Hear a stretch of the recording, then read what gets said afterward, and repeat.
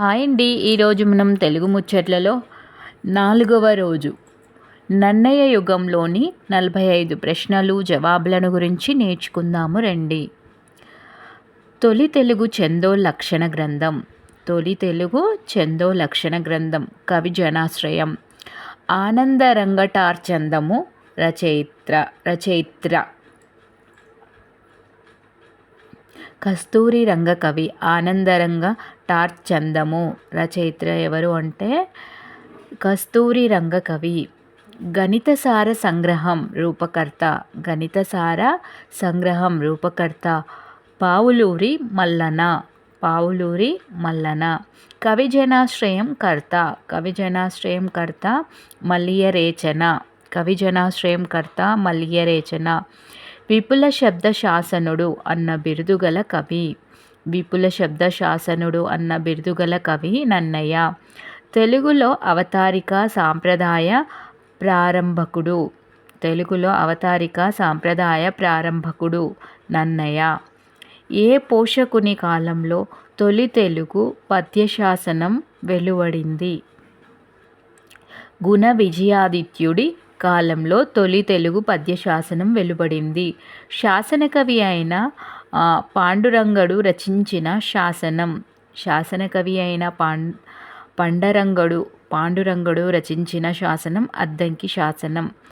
సంస్కృత వృత్తాలను శాసన కాలంలోనే తెలుగులోకి తెచ్చి మార్గదర్శి అయినవాడు. సంస్కృత వృత్తాలను శాసనకాలంలోనే తెలుగులోకి తెచ్చిన మార్గదర్శి అయినవాడు పాండురంగడు. ఆరుద్ర ప్రకారం రెడ్డిరాజుల యుగ కాలము 1375 నుంచి 1450. యతి లక్షణాన్ని కన్నడంలోని ప్రాసను గ్రహించి సంస్కృత వృత్తాలను తెలుగులోకి తీసుకువచ్చిన వాడు నన్నయ. యతి లక్షణాన్ని కన్నడంలోని ప్రాసను గ్రహించి సంస్కృత వృత్తాలను తెలుగులోకి తీసుకువచ్చిన వాడు నన్నయ. కావ్యాన్ని చంపు మార్గంలో రచించేందుకు నన్నయకు స్ఫూర్తి కన్నడ కవులు.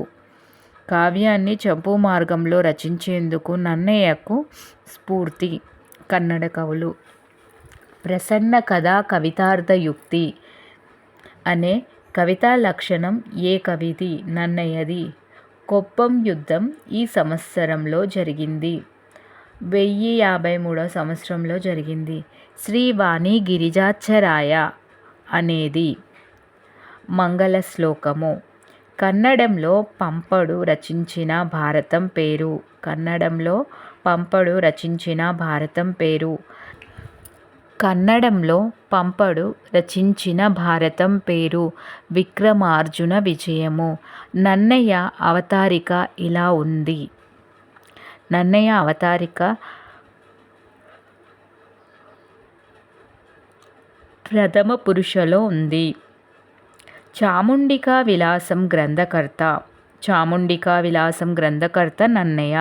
తెలుగు కావ్యాలలోని అశ్వశాంత గద్యాలు ఇందులో రచించబడ్డాయి. ప్రథమ పురుషలో రచింపబడ్డాయి.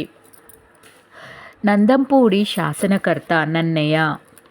కవి జనాశ్రయానికి గల మరో పేరు భీమన చందము. కవి జనాశ్రయానికి గల మరో పేరు భీమన చందము. వేములవాడ భీమకవిలో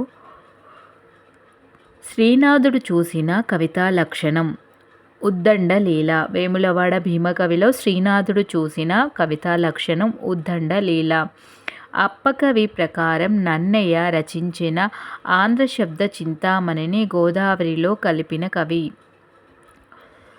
వేములవాడ భీమకవి. అప్పకవి ప్రకారం నన్నయ రచించిన ఆంధ్ర శబ్ద చింతామణిని గోదావరిలో కలిపిన కవి వేములవాడ భీమకవి.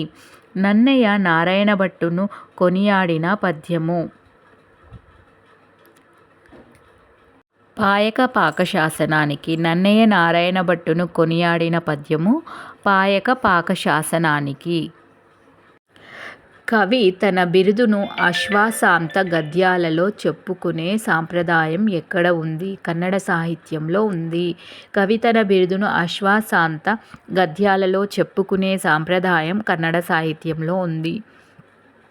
ఆదికవి నన్నయ్య తన కవితా లక్షణాలను ఈ పద్యంలో తెలిపాడు. సారమతింగ గవీంద్రులు అని చెప్పుకున్నాడు. నన్నయ్య సారమతులైన కవీంద్రులు కానివారు దీన్ని ఇష్టపడతారన్నారు. అక్షరరమ్యతను ఇష్టపడతారు అన్నారు. అక్షరరమ్యత అంటే నాశనం కాని సౌందర్యం, అక్షరాల అందమైన కూర్పు. ఆంగ్ల కవులు పేర్కొన్న అన్హెర్డో మెలోడీ అన్నది నన్నయ్య ఏ కవితా గుణంలో కనిపిస్తుంది? అక్షరరమ్యతలో కనిపిస్తుంది. నన్నయ్య మహాభారతం అనుసృజన. నన్నయ్య తన భారతాన్ని ఇలా పేర్కొన్నాడు. నన్నయ్య తన భారతాన్ని సంహిత అని పేర్కొన్నాడు. నందంపూడి అగ్రహారాన్ని ఎవరికి దానం ఇచ్చారు? నందంపూడి అగ్రహారాన్ని రాజరాజ నరేంద్రుడు నారాయణ భట్టుకి దానం ఇచ్చాడు. సుమారుగా నన్నయ్య మహాభారత రచనా కాలము 1056. మహాభారత బద్ధ నిరూపితార్థ మేర్పడ భారత రచన చేయమని నన్నయ్యను అభ్యర్థించిన వారు రాజరాజ నరేంద్రుడు.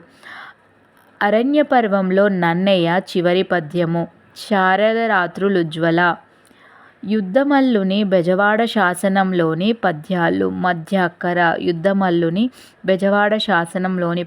మధ్యాక్కర. అరణ్యపర్వం రచించిన వారు నన్నయ్య ఎర్రన. నాగీ గీతాల ప్రస్తావన చేసినవారు నన్నయ్య. నన్నయ్య యుగానికి గల పేరు అనువాద యుగము. నన్నయ్యను ఆంధ్ర కవితా గురుడు అని కొనియాడినది మారన. నన్నయ్య అనే పదం ఈ భాషాపదము కన్నడ భాషాపదము. నన్నయ్య భారతంలో ఎక్కువగా ఉపయోగించిన ఛందస్సు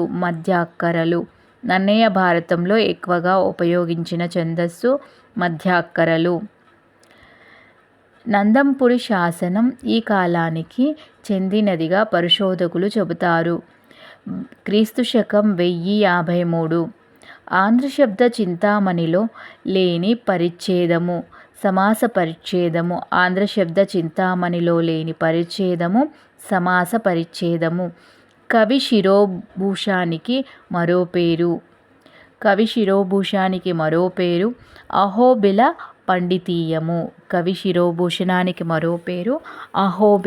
పండితీయము. ఇవండి 45 ప్రశ్నలు, వాటి యొక్క జవాబులు.